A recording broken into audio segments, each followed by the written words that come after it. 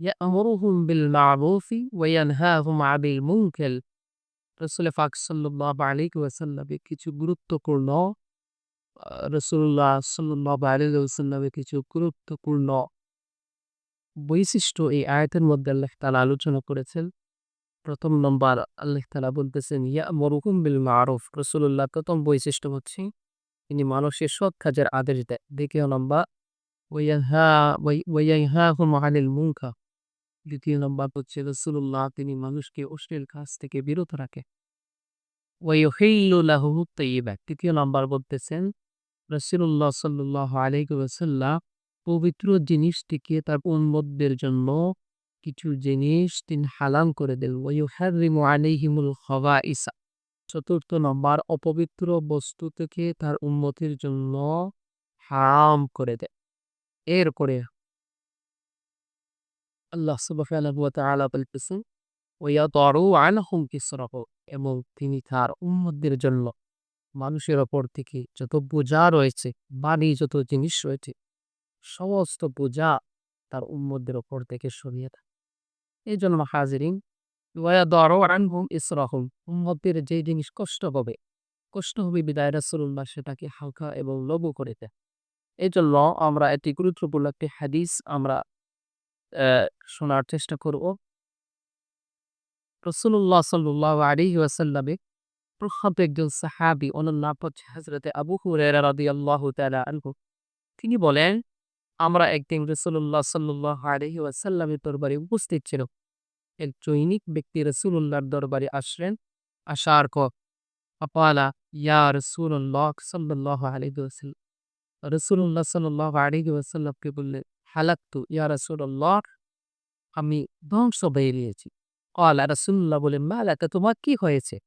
ক্বালা, রাসূলুল্লাহ সাল্লাল্লাহু আলাইহি ওয়া আলিহি ওয়াসাল্লামের কথা শুনে ওই ব্যক্তি বলল, ওয়াকা'তু আলা ইমরাআতি ওয়া আনা সাইমুন। ইয়া রাসূলুল্লাহ, আমি রোজা অবস্থায় এমন একটি কাজ করেছি আমার স্ত্রীর সাথে, যার জন্য আমার এই রোজার কাজা এবং কাফফারাটা আমাকে আদায় করতে হবে। এজন্য আমার ধ্বংস হয়ে গিয়েছে।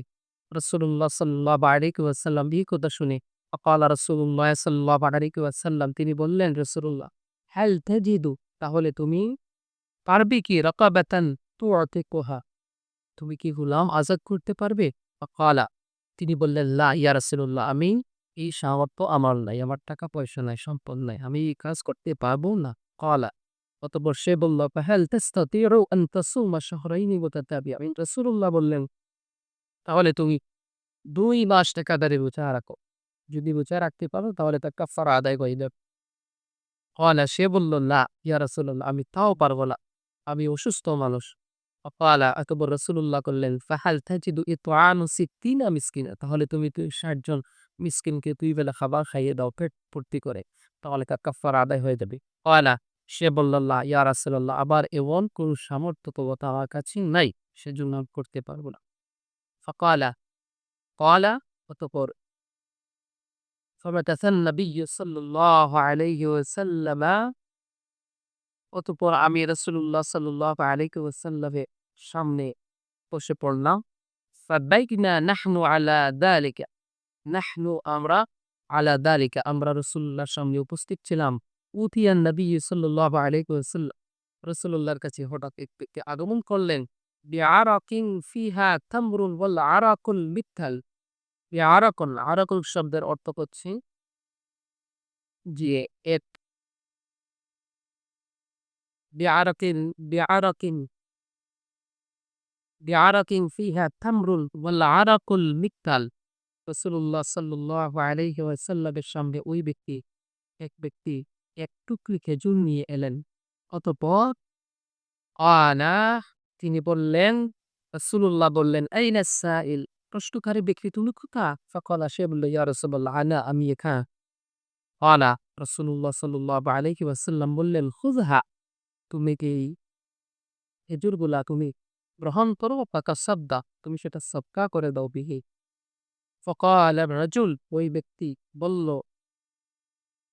আলা আফকারা মিন্নি ইয়া রাসূলুল্লাহ, ইয়া রাসূলুল্লাহ, ইয়া হাবিবাল্লাহ, আমার চাইতে বড় ফকির আর কেউ নাই ইয়া রাসূলুল্লাহ। ওয়াল্লাহি আল্লাহ তাআলা কসম করে বলছি, মা বাইনা লাবাতাইহা ইউরিদুল হাবরাতাইনি আহলু বাইতিন আসকারু মিন আহলে বাইতি। আল্লাহ তাআলা কসম করে বলছি মদিনার কোন উপস্থিতি আমার চেয়ে অভাবী লোক আর কেউ নেই। ফাদাহিকান নাবিয়্যু সাল্লাল্লাহু আলাইহি ওয়া আলিহি ওয়াসাল্লাম। রাসূলুল্লাহ সাল্লাল্লাহু আলাইহি ওয়াসাল্লাম মুচকি হাসলেন। আসার পর আম আনিয়া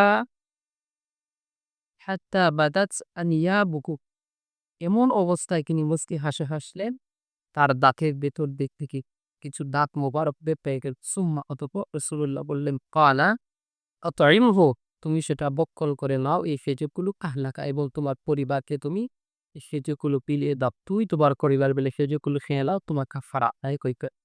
রাসূলুল্লাহ সাল্লাল্লাহু আলাইহি ওয়া আলিহি ওয়াসাল্লাম এই হাদিস দ্বারা বোঝা যাচ্ছে, মুহাদ্দিসিনে কেরাম বলতেছেন, একটি রোজা আযাইউল কাফারা, ৬০ টি রোজা, ৬০ জন মিসকিন, ২ জন ফকির মিসকিনকে ২ বেলা করতে হলে খাবার খাওয়াতে হবে।